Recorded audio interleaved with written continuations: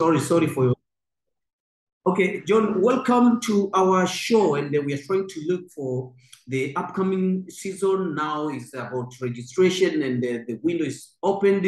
Let us focus on four top clubs in English Premier League: Arsenal, Manchester United, Chelsea. We see Manchester City, even your team, Liverpool.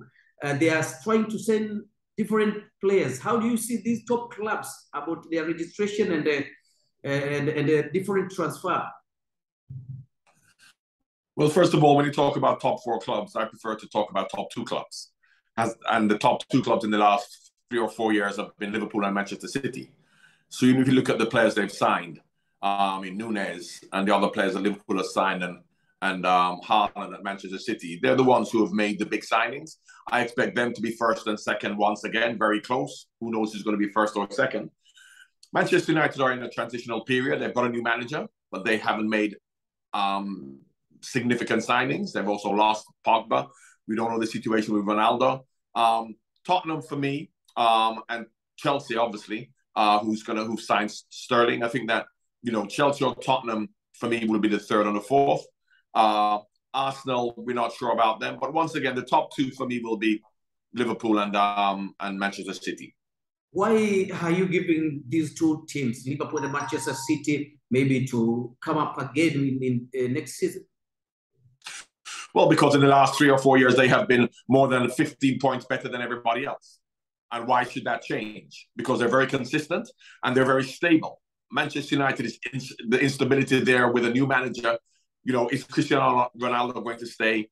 Chelsea also with Tuchel have improved. And I think that Tottenham with Conte, with the signings they've made, they'll also be fairly strong. But the most important thing at any club is the harmony, the togetherness. And those two teams, Manchester City and Liverpool, are the teams who are the happiest teams with the best quality and whose managers have got the power to make any decision. There's no player power at those clubs. There seems to be player power at the other clubs, not so much Chelsea or Arsenal, but at Manchester United, you can see player power has played a part. And with a new manager, he has to be given time. So I'll be very surprised if any of the other teams can compete with Manchester City and Liverpool to win the title. Liverpool, they have released Sadio Mane to Bayern Munich.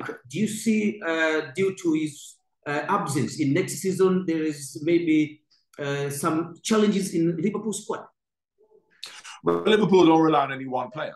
We've seen it when Sadio Mane and Mo Salah were both away for 6 weeks at the African Nations. That didn't work against Liverpool. They've got a very good squad. They play consistently well. So Sadio Mane was my favorite player last year, so he's now gone. But Nunes has come in. They also have Jota. They also have Diaz. And of course, Salah is now signed, and they've got Firmino, and they've got other players. So yes, as I said, I love Mane, so it's sad to see him go. But I don't think that will necessarily work against Liverpool. And what is your comment about the coming of Erling Haaland to Manchester City from Borussia Dortmund? It seems this is the top striker in English Premier League, maybe next season. Well, very possibly, but I mean, Manchester City didn't suffer from not scoring goals. So scoring goals was not their problem. So they've signed a player to score goals, but they always score goals. The one thing I will say is that will that change the way Manchester City play? Because Manchester City in the last 2 or 3 years have not played for one player to score all the goals. They've scored the goals because of the style they have. Now, will they change their style to accommodate Erling Haaland to score goals, and then maybe other people won't score? So I never thought that was something Manchester City needed to do. I think in big games like the Champions League final or the odd game where they haven't got a classic number 9 centre forward, they have suffered, but they've been winning the league and scoring lots of goals, so I don't think it's necessarily worked against them. So I think that I know how Liverpool are going to do, and Liverpool will play because Nunes is going to fit into a system.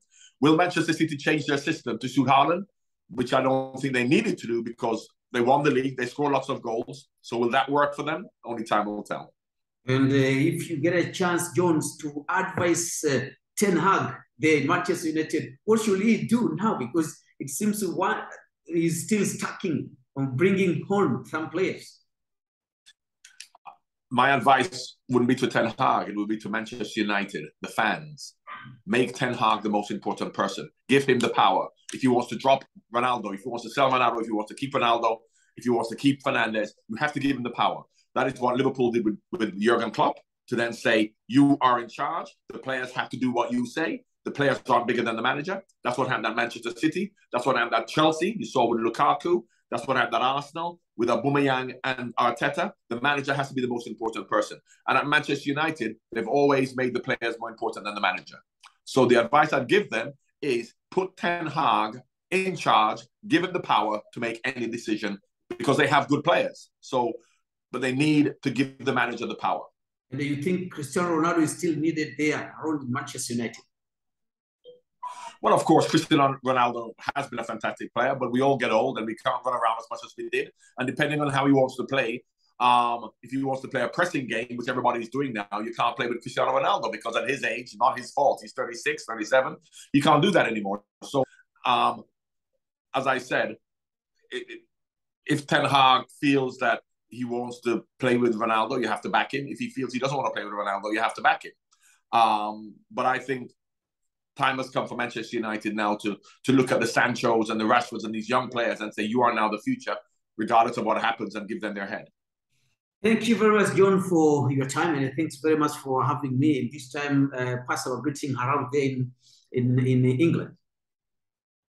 Thank you very much. All the best. Thank you.